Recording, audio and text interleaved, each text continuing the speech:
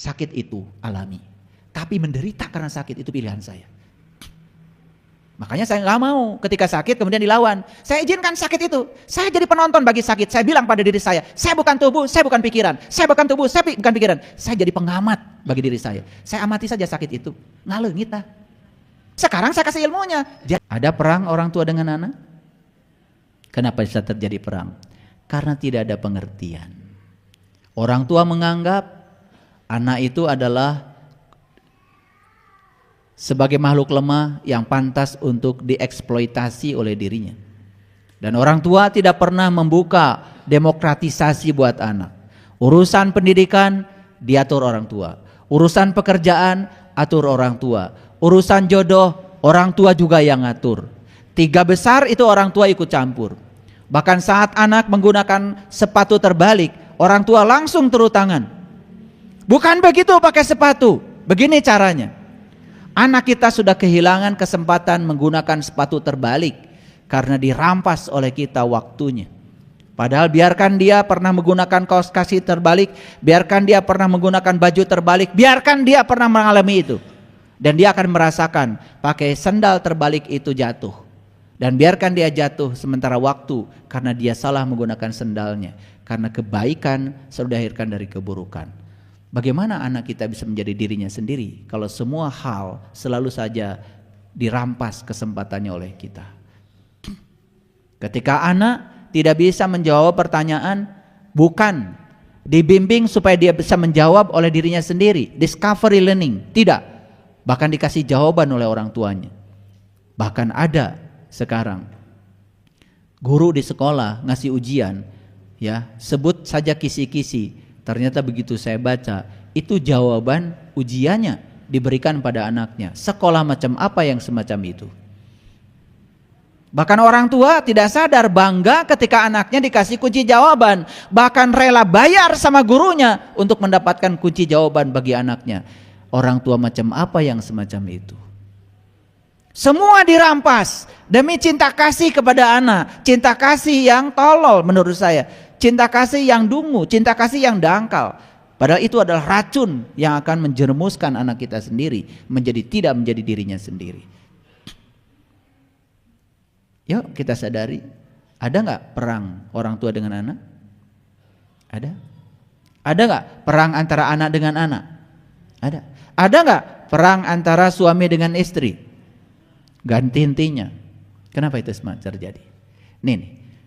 Ada yang ingin mendominasi dan menganggap pasangannya adalah saingannya, dan dia ingin menunjukkan eksistensi dirinya, dan dia harus menundukkan pihak lain agar pihak lain tunduk pada dirinya, dan dia merasa puas ketika pihak lain itu sudah tunduk pada dirinya.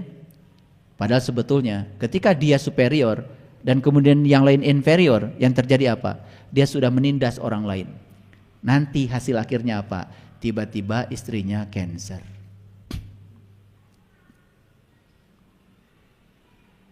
Ngerti maksud saya? Begitu itu terjadi, dia tidak mau cuci tangan. Padahal itu adalah sebab dari dia, akibat yang diakibatkan oleh dia. Begitu itu terjadi, dianggap sepele. Padahal itu sebetulnya apa? Ketika kebebasannya dirampas, dia tertekan terus-menerus. Saat tertekan, stres. Saat stres, seluruh sel dalam tubuhnya berubah. Sistem kelistrikan tubuh, sistem kimia tubuh berubah. Apa yang terjadi? Mitokondria dari selnya rusak. Nah, ketika mitokondria rusak, kemudian dia juga tidak bisa mengendalikan. Akibatnya stres berlebihan, lari ke makanan. Makan nasi berlebihan, mau tidur aja masih makan. Apa yang terjadi? Gula dalam tubuh banyak. Dan ketika gula dalam tubuh banyak, sel-sel kanker tumbuh dengan cepat. Karena apa? Karena ada fruktosa yang disediakan oleh tubuh, oleh kita. Kan ada ya, mohon maaf. Akibat stres larinya ke makan. Ada kan? Itu kompensasi. Betul? Oke, gak apa-apa. Gak apa-apa. Apa itu apa-apa? Gak apa-apa. Nanti juga udah badannya gede kan kerasa berat. Ya apa? Gak usah dipikirkan. Jadi perang itu selalu menimbulkan kesedihan. Perang itu menimbulkan kemiskinan. Dan itu akan berkepanjangan. Yuk kita sekarang boleh perang tetapi singkat saja. damainya panjang. Nah, boleh perang lagi, nggak apa-apa, sekali-kali, tetapi damainya panjang lagi. Sebetulnya tugas kita ini bukan menghindari perang, tetapi mempersingkat perang agar damainya panjang. Gak apa-apa perang, ya, sejam 2 jam tapi damainya 10 tahun, gak apa-apa. Gak apa-apa. Saya izinkan perang macam begitu. Boleh. 1 jam 2 jam perang karena ada kejadian yang luar biasa, tapi 10 tahun damai, gak apa-apa. Saya bolehkan. Ini yang luar biasa, perang 10 tahun damainya 2 jam. Yuk. Nah, jadi penyebab perang itu sebetulnya kalau dikumpulkan ada 4 prinsip besar kalau menurut saya. Ada 4 hal penyebab perang. 1, perbedaan prinsip. Nah, perbedaan prinsip boleh nggak? Boleh, kalau masing-masing pihak bisa menerima perbedaan. Nah, jadi masalah itu sudah ada perbedaan prinsip, masing-masing tidak bisa menerima dan menghargai perbedaan. Perang terjadi. Itu yang pertama. Yang kedua, keinginan memperluas kekuasaan. Ini. Yang laki-laki ingin paling kuasa, yang perempuan pun sama ingin paling kuasa, ingin menunjukkan eksistensi dirinya. Apa yang terjadi? Yang terjadi perang. Itu yang kedua. Yang ketiga, ada perbedaan kepentingan. Ya? Dan yang keempat, kalau di dalam diri sudah ada keinginan untuk merampas. Gitu. Nah, sekarang kita coba satu persatu kita urai ya. Baik.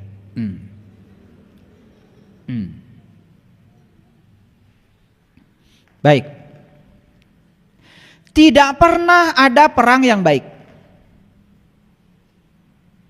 Dan tidak pernah ada perdamaian yang buruk.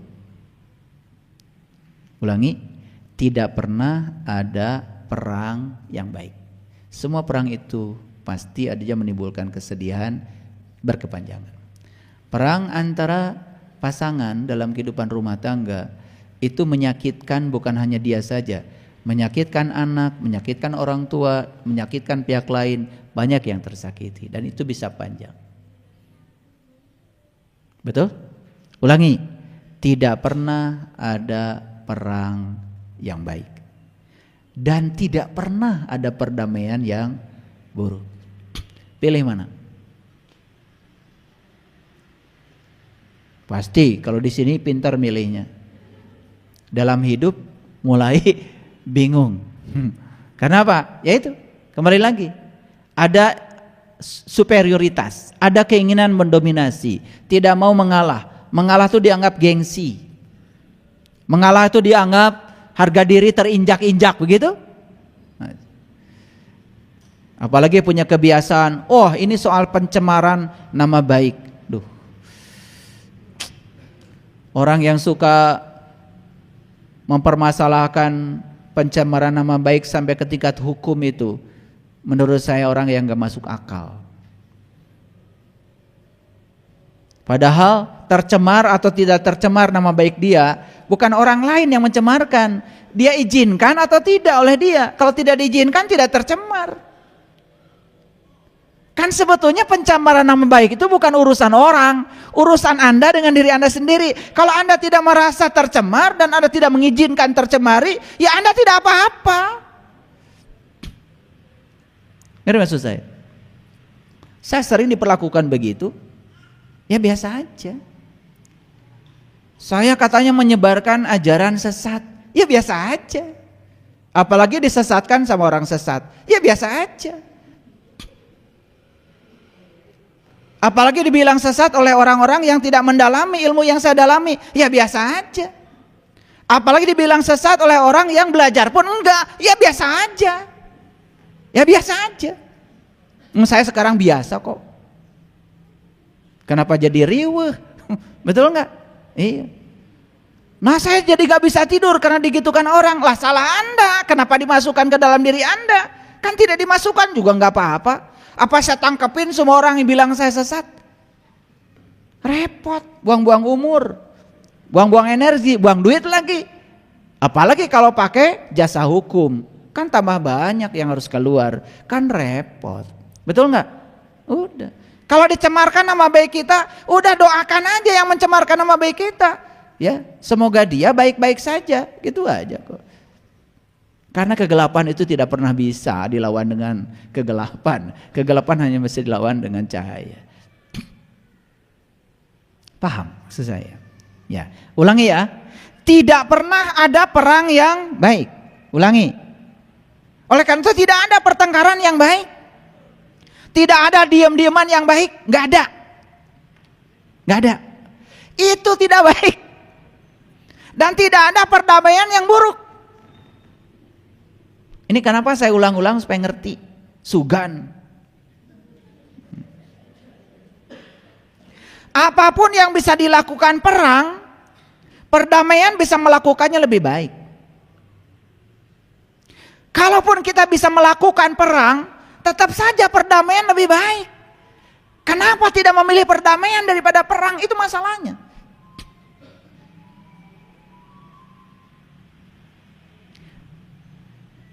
Terutama ketika kita berperang dengan diri kita sendiri. Di Quran itu ada kata-kata yang sangat indah. Allazina amanu wa tatma'innu qulubuhum bi dzikrillah. Ala bi dzikrillah tatma'innul qulub. Orang beriman itu kalbunya tentram hanya dengan mengingat Allah. Ala bi dzikrillah tatma'innul qulub. Hanya dengan mengingat Allah kalbumu menjadi tentram. Itu ayat keren sekali. Cuman menjadi nggak keren karena kita nggak pernah tanya. Saya ingin tentram kolbunya, gimana caranya? Kata Allah, kamu hanya akan tentram dengan mengingat Allah. Udah ambil tasbih, baca subhanallah 33, baca Allahu Akbar 33, baca alhamdulillah 33, baca la ilaha illallah sambil muter-muter kepala 100 kali. Loh, kok tidak tentram kolbunya? Karena kamu salah melaksanakan tugas. Tugasnya mengingat. Loh, malah kamu menyebut. Kan gitu? Nah, tetapi kemudian menyerang, ya. Saya kan sudah mengingat Allah. Apa yang kamu lakukan? Saya sudah nyebut-nyebut Allah. Menyebut, kamu nggak ingat. Kalau sudah ingat kepada Allah, pasti damai. Dan syarat sahnya ingat sama Allah, kan harus tahu Allah. Kamu kenali dulu Allah, baru kau bisa ingat sama Allah. Pasti damai kok kalbunya. Dan saya pastikan ya, orang yang selalu ingat kepada Allah, kan diberi gelarnya juga ulul albab. Ulu albab, pemilik kolbu, disebutnya ahlul bait. Luar biasa. Ahlul bait, ya tentu saja ahlul bait selalu diam di rumah Allah. Kalau diam di rumah Allah, gak keluar dari situ, damai. Yang gak damai itu yang sering keluar dari rumah Allah. Dan rumah Allah itu bukan di luar. Rumah Allah ada dalam dirimu. Makanya kalau ingin damai, kalau ada masalah, jangan cari jalan keluar. Cari jalan ke dalam. Gitu aja kok. Coba, ada masalah, cari jalannya keluar. Banyak yang disalahkan. Perang semakin berkecamuk. Begitu ditarik ke dalam, selesai. Contoh ya. Nih, ada orang yang sedang berperang. Tarik ke dalam. Iya perang teh mau jadi, lamun teh saruana, kan gitu. Ah udah, saya tarik ke dalam aja, capek-capek. Dah mual mungkin pihak sana nyerang terus, kalau kitanya sudah diam, betul nggak? Dan nyerang soteh, dah urangna saruana.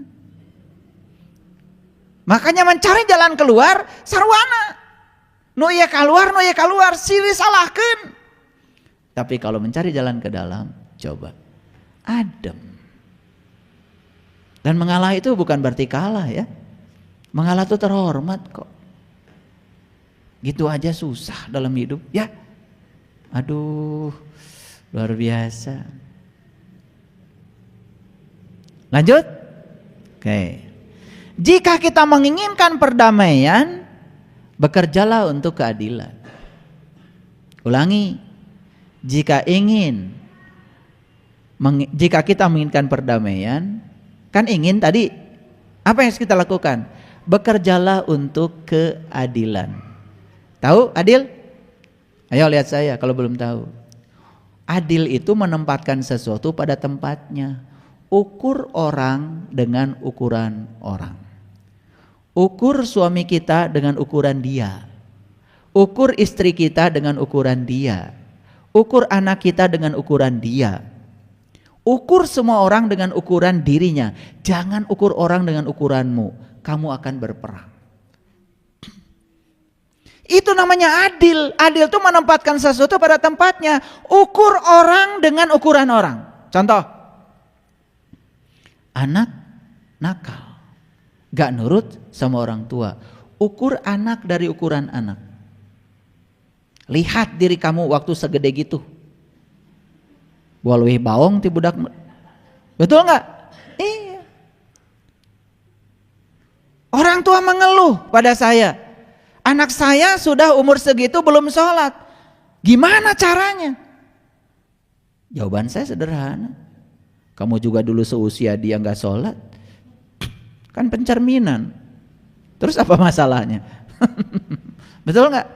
Iya. Pernah gak ngajarin sholat sama anak, sholat yang ada rasanya? Belum. Rekomah sholat.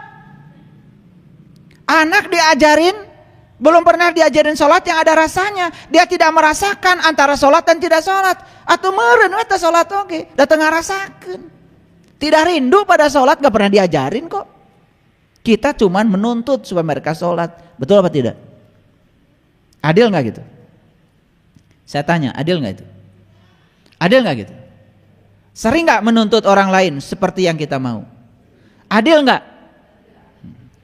Begitu kita tidak adil, ya kedamaian gak ada. Coba adil, damai. Ngerti maksud saya? Itu ngartos ente. Ini agak berat memang kuliah ini ya. Adil, damai. Maka saya jelaskan contoh-contoh supaya ngerti. Tempatkan orang lain di tempatnya. Jangan ditarik-tarik menurut ukuran kita. Gak adil.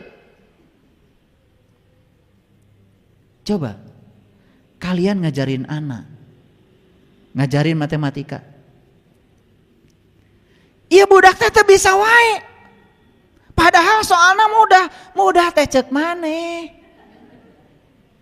Cek budak macan kaharti. Betul apa tidak? Muncullah kata-kata tidak adil. Apa? Gini aja kamu nggak tahu, gini aja kamu nggak bisa. Itu nggak adil. Karena kamu sedang menghajar anakmu dengan ukuranmu. Nggak adil. Timbul nggak pertentangan. Pasti eta budak keuleun ka orang tuana. So, betul apa tidak? Ini supaya ngerti apa yang dimaksud dengan keadilan. Makanya saya bilang tadi tidak ada kedamaian kalau tidak keadilan. Sok adil. Betul? Berlaku adil. Nah berlaku adil itu dua. Satu berlaku adil pada diri kita sendiri. Yang kedua berlaku adil pada orang lain. Kalau itu selalu ditegakkan, kebenaran akan tegakkan. Sudah saya sampaikan kemarin 5 dasar kebenaran. 1 pengetahuan, 2 cinta, 3 keadilan, 4 pengabdian, 5 kesabaran. Itu dasar kebenaran. Paham? Oke.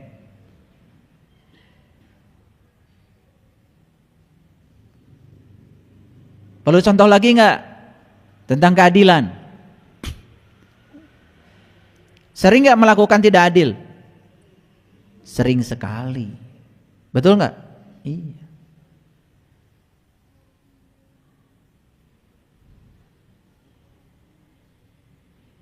Dan begitu ketidakadilan itu tidak hadir, begitu keadilan tidak hadir, yang hadir adalah ketidakadilan, di situ akan terjadi perang.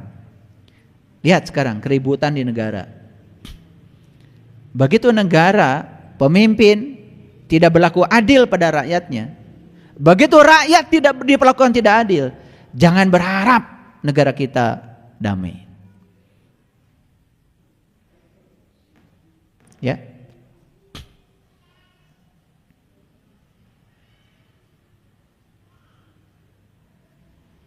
Lalu yang berikutnya, ketenangan itu bukanlah kebebasan dari badai, tetapi kedamaian di tengah badai.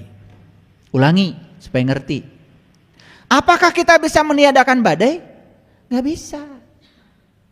Apakah kita bisa menyetop perubahan? Gak bisa. Yang abadi semestanya adalah perubahan. Ayo lihat saya semuanya. Kita semua walaupun hidup sehat sesehat apapun tetap akan mengalami 3 hal. 1, tua. 2, sakit. 3, mati.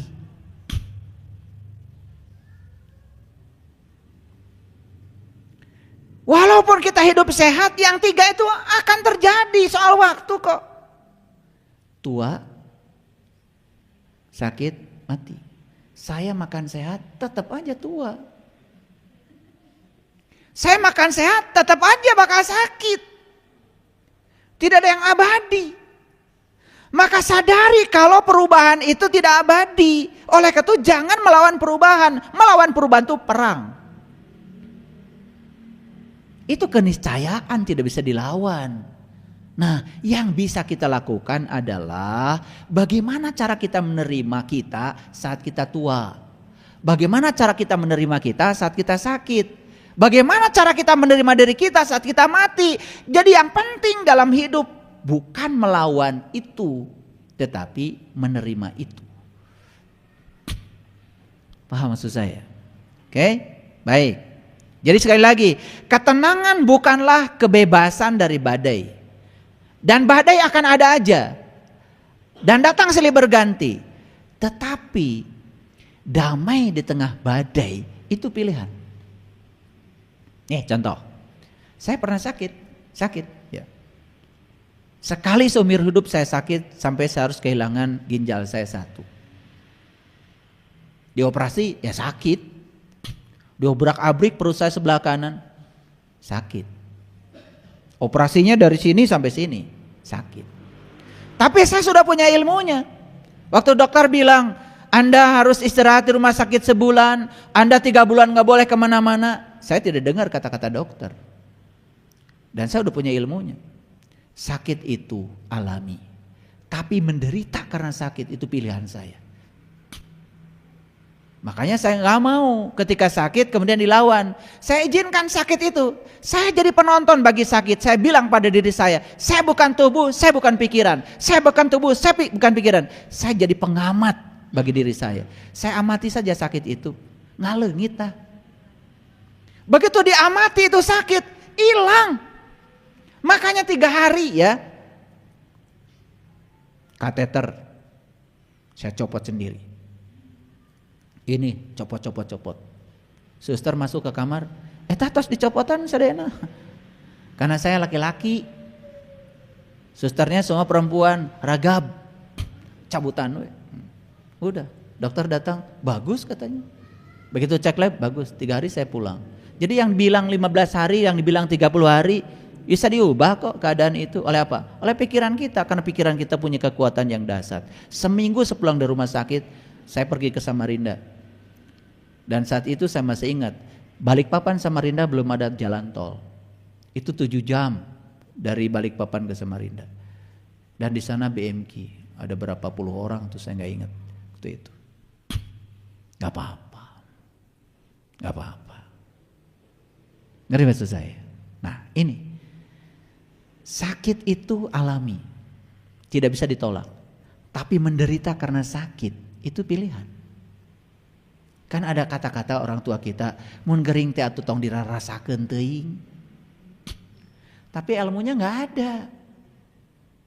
Ngan kitu wungkul bahasana, mun gering teh tong dirarasakeun teuing. Cuman gitu. Sekarang saya kasih ilmunya, jadi pengamat. Saya bukan tubuh, saya bukan pikiran. Saya adalah diri sejati saya. Tidak pernah sakit, tidak pernah tidur, tidak pernah ngantuk. Saya adalah sang abadi yang ada pada diri, seabadi ilahi. Coba tarik jadi pengamat. Itulah pentingnya meditasi. Kan meditasi juga kita menarik diri jadi pengamat. Saat kisruh pikiran kita, tarik keluar kita jadi pengamat. Jangan larut dalam pikiran. Kita mengamati diri kita sendiri seperti nonton film. Lama kelamaan kok hanyut. Kemarin saya kasih 20 trik meditasi ya di WA group. Tadi pagi saya dapat laporan dari Madura. Dia praktekkan setelah saya share itu. Ini kalau saya bacakan panjang sekali.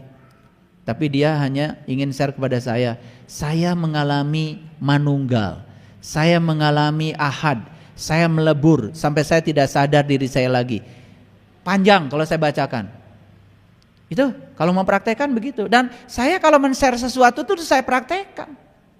Ya kalau kalian cuma baca aja nggak dipraktekkan, padahal cuma perlu 15 menit kok. 15 menit. Saya udah kasih 20 trik, baca dulu, praktekkan langsung. Dan dipraktekkan tiap hari. Dia share tadi pagi, ya, dari Madura tuh. Semoga dia dengar nanti YouTube ini. Saya upload nanti dia dengar, ya. Itu keren. Ulangi lagi, kita tidak pernah bisa meniadakan badai. Yang bisa kita lakukan adalah mengarahkan perahu kita supaya tidak karam. Betul? Betul? Ya. Kita ada badai, kita punya perahu kita pakai layar. Kita tidak bisa melawan badai. Yang bisa kita lakukan hanya mengarahkan supaya apa? Supaya layar perahu kita tidak melawan badai. Betul? Itu. Jangan berusaha menutup mulut orang. Pertama bau, yang kedua dibawa ku manehna, sungutna. Yang paling bisa dilakukan adalah menutup telinga kita. Nutup telinga mah teu bau. Itu aja kok, sederhana.